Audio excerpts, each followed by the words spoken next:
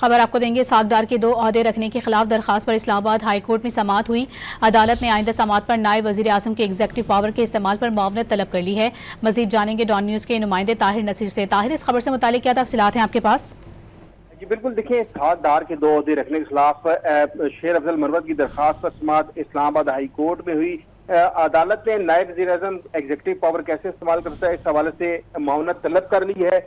Justice खादम हुसैन सोमरो ने दौरान समाअत की रिमार्क देंगे। आइन में कहा है कि नायब वज़ीर आज़म एग्जीक्यूटिव के इख्तियारात इस्तेमाल करेगा। कल डिप्टी वज़ीर आज़म कह दे कि असिस्टेंट वज़ीर आज़म भी होगा, फिर क्या करेंगे?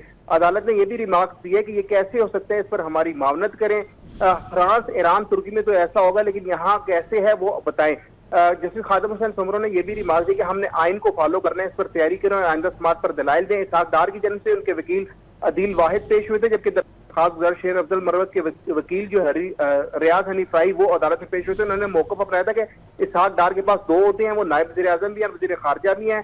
आइन में कहीं डिप्टी वज़ीर आज़म के ओहदे का जिक्र नहीं है। इसहाक डार साहब अहम मीटिंग चेयर कर रहे हैं। अदालत ने आइंदा समाअत पर नायब वज़ीर आज़म के एग्जीक्यूटिव के इख्तियारात इस्तेमाल करने से मुतालिक दलाइल तलब करते हुए समाअत मुलतवी कर दी और आइंदा तारीख पर तहरीरी हुक्मनामा भी जारी किया जाएगा। जी बहुत शुक्रिया आपका ताहिर।